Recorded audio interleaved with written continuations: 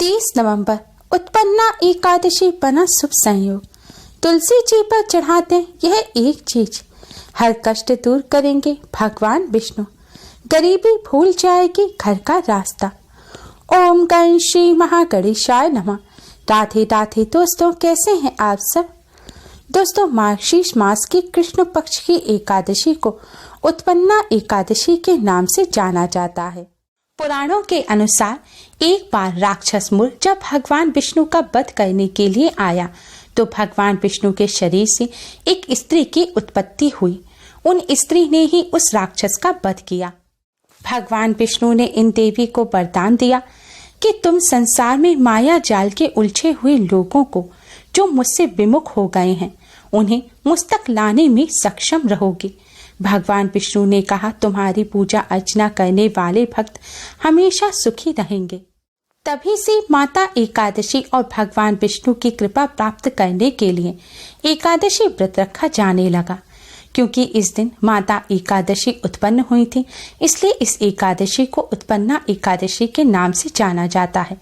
जो भक्त एकादशी का व्रत रखना चाहते हैं उन्हें व्रत की शुरुआत उत्पन्ना एकादशी से ही करनी चाहिए। उत्पन्ना एकादशी का व्रत करने से अश्वमेध यज्ञ और तीर्थों में स्नान दान करने का पुण्य फल प्राप्त होता है। इस एकादशी का व्रत करने से कई जन्मों के पाप भी नष्ट हो जाते हैं। यह एकादशी धन, सुख, समृद्धि, आरोग्य और मोक्ष प्रदान करने वाली है। दोस्तों, आज के इस वीडियो में हम आपको एक ऐसी चीज के बारे में बताने जा रहे हैं जिसे अगर आप इस एकादशी पर तुलसी जी पर चढ़ा देते हैं तो इससे आपको भगवान विष्णु, माँ लक्ष्मी जी के साथ ही तुलसी माँ की भी असीम कृपा प्राप्त होगी। घर में सुख समृद्धि आएगी और धन संबंधी सभी समस्याएं दूर हो जाएंगी। घर में धन की कोई कमी नहीं रहेगी। दोस्तों, इस बार उत्पन्ना एकादशी तिथि 30 नवंबर की सुबह 4:43 पर शुरू होगी और 1 दिसंबर की मध्य रात्रि 2:13 पर समाप्त होगी। इसलिए उत्पन्ना एकादशी का व्रत 30 नवंबर दिन मंगलवार को रखा जाएगा।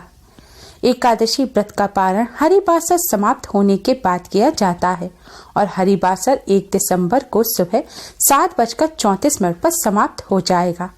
इस बार व्रत पारण करने का शुभ मुहूर्त है 1 दिसंबर की सुबह 7:34 से सुबह 9:01 तक।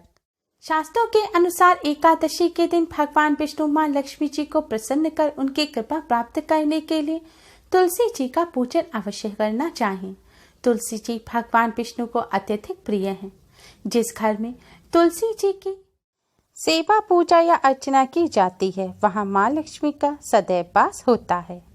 हिंदू धर्म में मान्यता है कि तुलसी जी के पौधे की जड़ में सभी तीर्थ, मध्य भाग तना में सभी देवी देवता और ऊपरी शाखाओं में सभी वेद यानी चारों वेद स्थित हैं।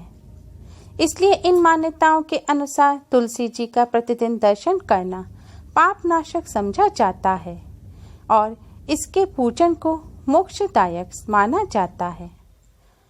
पद्म पुराण में उल्लेखित है कि जहाँ तुलसी जी का एक भी पौधा होता है वहाँ त्रिदेव ब्रह्मा, विष्णु और महेश हमेशा निवास करते हैं।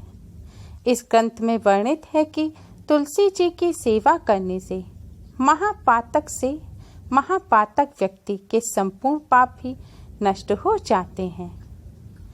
कहते हैं कि जिस पूजा और यज्ञ के प्रसाद में तुलसी दल नहीं होता उस भोग को भगवान स्वीकार नहीं करते। भगवान विष्णु और उनके सभी अवतारों और स्वरूपों की पूजा में तुलसी का नैवेद्य नहीं होने पर पूजा अधूरी मानी जाती है। विष्णु जी की पूजा के लिए तो यहाँ तक कहा जाता है कि कोई भी नैवेद्य ना हो, कोई भी विधान ना किया गया हो और केवल तुलसी का एक पत्ता भी अर्पित कर दिया जाए तो पूजा का संपूर्ण फल प्राप्त हो जाता है। धार्मिक मान्यताओं के अनुसार तुलसी जी को माँ लक्ष्मी का ही स्वरूप माना जाता है। इसलिए एकादशी के दिन भगवान विष्णु, माँ लक्ष्मी जी को प्रसन्न करने के लिए और उनकी कृपा प्राप्त करने के लिए तुलसी जी का पूजन अवश्य ही करना चाहिए। हमारे पास कई क्वेश्चन आते हैं कि एकादशी के दिन तुलसी जी का पूजन नहीं किया जाता। ऐसा नहीं है। एकादशी के दिन तुलसी जी का पूजन अवश्य ही करना चाहिए, लेकिन एकादशी के दिन तुलसी जी के पत्तों को नहीं तोड़ा जाता। इसलिए आप पूजन तो करें लेकिन पत्ते ना तोड़ें। भगवान जी को भोग लगाने के लिए एकादशी से एक दिन पहले पत्ते तोड़कर रख लें, या फिर भगवान जी को जो पहले भोग लगाया हो उन पत्तों को पानी से धोकर आप भगवान जी को दोबारा एकादशी के दिन उन पत्तों से भोग लगा सकते हैं। या फिर जो अपने आप टूटकर पत्ते गिर गए हैं आप उन्हें भी ले सकते हैं, लेकिन पत्ते ना तोड़ें। एकादशी पर भगवान विष्णु माँ लक्ष्मी तुलसी जी को प्रसन्न करने के लिए तुलसी जी पर चढ़ा दें। ये एक चीज हर कष्ट दूर करेंगे भगवान विष्णु। एकादशी पर तुलसी जी का पूजन करने के लिए एकादशी के दिन सुबह उठकर स्नान करके स्वच्छ पीले या लाल रंग के वस्त्र धारण करें। इसके बाद एक शुद्ध लोटे में जल भरें, उसमें एक चुटकी हल्दी डालें और थोड़ी सी शक्कर डालें। अब इस जल को आप तुलसी जी पर चढ़ा दें।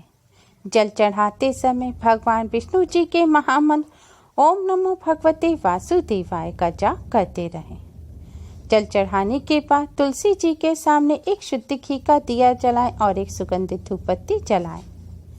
अब भगवान विष्णु जी को प्रणाम करें, माँ लक्ष्मी जी को प्रणाम करें और तुलसी जी को प्रणाम करें। इसके बाद आप एक कमल के फूल का बीज लें, यानी कि एक कमल गट्टा लें। इसे पानी से धोकर साफ कर लें। अब माँ लक्ष्मी के चरणों का ध्यान करते हुए कमल गट्टे को तुलसी जी के चरणों में, यानी कि तुलसी जी की जड़ के पास चढ़ा दें। कमल गट्टा माँ लक्ष्मी को अत्यंत प्रिय है। धार्मिक मान्यताओं के अनुसार जिस जगह कमल गट्टा होता है वहाँ पर माँ लक्ष्मी सदैव वास करती हैं। धन की देवी माँ लक्ष्मी कमल के फूल पर विराजमान रहती हैं एवं माँ लक्ष्मी का पूजन कमल के फूल के बिना अधूरा माना जाता है। कमल के पांचों अंगों में माँ लक्ष्मी का वास माना जाता है। माँ लक्ष्मी यानी कि माँ कमला को कमल के फूल का हर एक अंग प्रिय होता है, जिसमें सर्वाधिक प्रिय कमल का बीज यानी कि कमल गट्टा होता है। शास्त्रों के अनुसार एकादशी के दिन तुलसी जी को कमल गट्टा अर्पित करने से भगवान विष्णु के साथ साथ माँ लक्ष्मी जी की भी कृपा हमेशा बनी रहती है, क्योंकि तुलसी जी को माँ लक्ष्मी जी का ही रूप माना जाता है। आज के दिन तुलसी जी को कमल गट्टा अर्पित करने से धन संबंधी सभी समस्याएं दूर होती हैं। धन की देवी माँ लक्ष्मी का सदैव वास होता है। माँ लक्ष्मी प्रसन्न होकर धन धान्य का आशीर्वाद देती हैं। तुलसी जी को कमल गट्टा अर्पित करने के बाद भगवान विष्णु जी के महामंत्र ओम नमो भगवते वासुदेवाय का 11 बार जाप करें। इसके बाद माँ लक्ष्मी जी के गायत्री मंत्र ओम श्री महालक्ष्मी च विद्महे विष्णु पत्ने च धीमहि तन्नो लक्ष्मी प्रचोदयात् मंत्र का 21 बार जाप करें। मंत्र का जाप करने के बाद भगवान विष्णु माँ लक्ष्मी जी और तुलसी जी को प्रणाम करें और अपने सभी कष्टों को दूर करने की प्रार्थना करें। घर में सुख समृद्धि और शांति की प्रार्थना करें। एकादशी के दिन तुलसी जी का पूजन करने के साथ साथ कुछ बातों का विशेष ध्यान रखें। एकादशी पर सूर्योदय के बाद और सूर्यास्त से पहले ही तुलसी जी पर जल अर्पित करें। सूर्यास्त के बाद तुलसी जी को जल ना चढ़ाएं। महिलाएं पीरियड के दौरान तुलसी जी का पूजन ना करें। एकादशी के दिन आपने व्रत रखा है या नहीं भी रखा, फिर भी आप चावल का सेवन ना करें। एकादशी के दिन चावल का सेवन करना निषेध माना जाता है। आज के दिन काले रंग के कपड़े ना पहनें। हो सके तो पीले और लाल रंग के कपड़े ही पहनें। आज के दिन ज़्यादा से ज़्यादा भगवान विष्णु जी का पूजन करें। अगर आपके पास इतना समय नहीं है तो आप मन ही मन भगवान विष्णु जी के महामंत्र ओम नमो भगवते वासुदेवाय का जाप करते रहें। आज के दिन किसी से भी लड़ाई झगड़ा ना करें। हो सके तो रात्रि जागरण अवश्य करें। एकादशी के दिन एकादशी व्रत की कथा को अवश्य ही सुनें, जिससे आपको व्रत और पूजा का पूर्ण फल प्राप्त हो सके। एकादशी के दिन सात्विक भोजन ग्रहण करें। प्याज, लहसुन, मीट, अंडा का सेवन ना करें। तंबाकू, सिगरेट और मदिरा का सेवन भी ना करें। ये सावधानियां अवश्य ही बरतें। एकादशी के दिन तुलसी जी का पूजन करने से भगवान विष्णु, माँ लक्ष्मी जी के साथ साथ तुलसी जी की भी कृपा प्राप्त होती है और घर में सुख, समृद्धि और शांति बनी रहती है।